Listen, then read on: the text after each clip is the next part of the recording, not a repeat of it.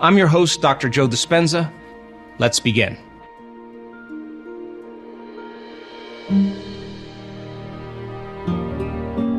You teach people then a formula to learn how to slow their brainwaves down from beta to alpha.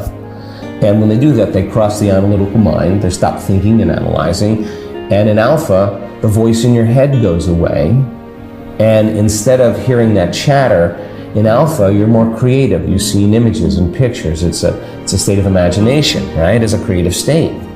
But if you're in survival all the time, it's not a time to create. So it's not a time to disconnect from your environment. There's danger out there, right? So, but if you teach people the formula on how to do that, they move into alpha. And they move out of that high beta state. When you're in high beta, what you're doing is you're perceiving that there's a danger, a threat, that it could get worse. You can't predict what's going to happen. You can't control what's going to happen. And the alarm system switches on. And then you're trying to control everything in your life. You're shifting your attention from one person, to another object, to another thing, to another place, to another meeting, to another text. And every one of those elements that make up your identity, that's identifying with your three-dimensional reality, has a neurological network. So like a lightning storm in the brain, the arousal, the stress hormones causes your brain to fire out of order. Very incoherent. You lose your Wi-Fi signal. You're static, right? And we're separate now.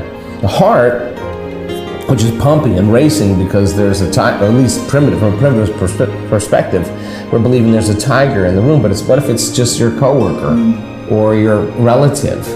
And now the heart is pumping blood against a closed system. You're not running, you're not fighting, and you're not hiding. And the incoherence in the brain and the heart, when the waves come together, when they're out of order, they're destructive, and we lose energy in our brain and our heart. So we can't think, we can't trust, we can't dream. The heart is the creative center, right? So now the person is completely out of order. They're narrowing or over-focusing on all the things that they're obsessing about that could be the next moment where that could happen again.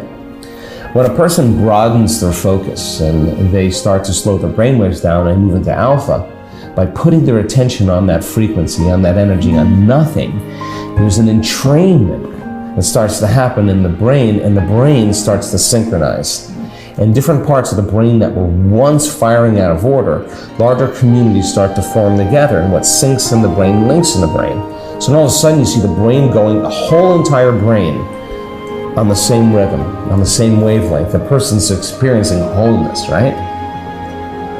If you could teach a person how to actually allow their body to start to fall asleep, but at the same time they stay awake, that's called theta. And in theta, that's a very hypnotic state. The door between the conscious mind and the subconscious mind is wide open to information. Now here's the relevant part. The person in their meditation is not getting information from their environment. Their eyes are closed. There's music playing in the background. They're not eating, they're not tasting, they're not smelling, they're not feeling and touching. Where's the information coming from? Well, when they move into theta, if their body can move into a light sleep while they stay conscious and awake, and they're suggestible to information, but the information isn't coming from the environment, there's only one other place information can come from, and that's from the field. Because everything that's frequency in that field carries information. So when the person puts their attention on frequency, all of a sudden when there's a resonance between the brain, or harmonic between the brain and the field, the brain starts asking information from the quantum field, and the person has a full-on sensory experience without their senses. They move to another dimension. And when I say full-on sensory experience without their senses, I mean it's more real than this, where we're sitting right now. So think about this. If your senses were heightened by 30% right now, everything you were seeing, everything you were hearing, everything you were smelling, everything you were tasting, everything you were feeling, if your senses were heightened by 30%, your awareness of everything around you would be heightened, right? Awareness is consciousness, and you can't have consciousness without energy. So we see these dramatic changes of energy in the brain. We know the person's connecting, and the arousal is activating a little gland in the back of the brain called the pineal gland that acts like a radio receiver. It literally has crystals in it that's transducing. They call it a transducer. In our brain. Right in the back of your brain. It's transducing like a radio receiver, like a TV antenna. It's taking that frequency and de-encoding it, descrambling it into profound imagery. And the person is all of a sudden in a whole nother space, in a whole nother time. And they're not wearing this costume to the masquerade. They're in another world. And so think about this. Full-on sensory experience without your senses, more real than the realm that you're currently in. Without any external. Without no exogenous substances, no plant medicine, no nothing. The derivatives that are made from the pineal gland fit into the same receptor sites as serotonin and melatonin, but they're an upgraded version of melatonin. Now, melatonin already causes you to dream, but now you are going to lucid dream. Melatonin already causes you to relax. You're going to make a benzodiazepine that's going to shut off all the survival centers in your brain's going to make Valium. You're going to be chillaxing. Melatonin's already an antioxidant, anti-aging, anti-heart disease, anti-stroke. And all of a sudden now, you're going to produce two derivatives, the most powerful antioxidants known to man. Take the molecule, tweak it again, and the same chemical is found in hibernating animals. Hibernation, body goes into stasis, no sex drive, no appetite, no preoccupation with the environment. The body now, you don't even know you have a body. Take the molecule, tweak it again, you got the same chemical found in electric eels. Well, what's that have to do with anything? Well, electric eel has an enormous amplitude of energy in their nervous system, and we get these high amplitudes. Now, the person has experienced a whole nother aspect of themselves, the unknown self.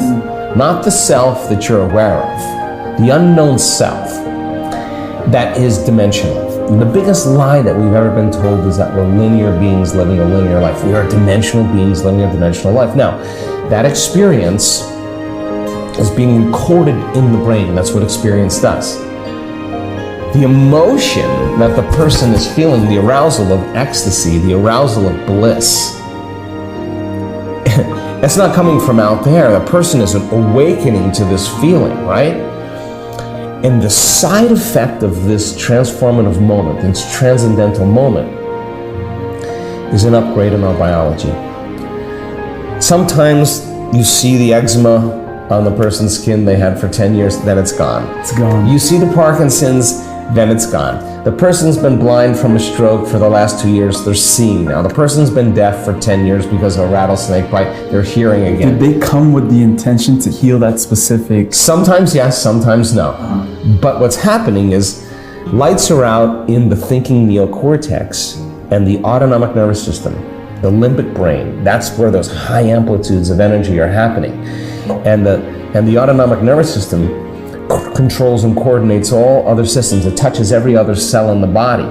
So now you have a faster frequency, a more coherent frequency, and the frequency that's traveling through the autonomic nervous system is carrying information from the field of holism, of oneness, and it's jiggling the cell, and all the cell does is emit more coherent light and information, and the person in that moment is transformed by energy. Energy is informing matter. So now, when that person comes back to their identity, when they come back to Emilio, since experience enriches the brain, and we don't see things how they are, we see things how we are, that inner experience broadens their spectrum of reality. They see things that they never saw before because their brain wasn't wired to perceive it.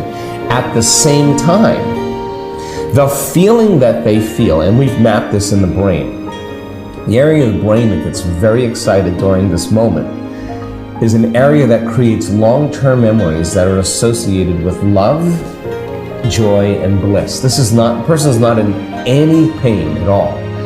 And that feeling tends to replace the guilt, the sorrow, the loss, the grief. In one instant, the person feels like they're a different person. So my interest is in demystifying that process. Why?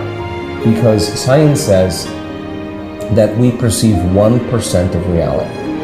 Now, don't exclude yourself from that formula. You are part of reality. So when the person has this discovery that they're not this person, that there's infinite possibilities that they could live in or exist in, it changes the game dramatically. You cannot go back to business as usual because you're discovering some aspect of yourself that you were unaware of because you were living in three-dimensional reality. So when we've been mapping this in our studies, we now know how to induce the state. We know how to predict it on a brain scan. I can say, oh, this person's about ready to have a moment, and we can replicate it. It means that we're teaching people how to actually access information from the field for that transcendental moment, right? And it's the pineal gland is the connection between the physics of the quantum field and the biology of the brain and body. And it's a latent system in the brain that we teach that once activated can actually really cause a person to have a full-on mystical moment.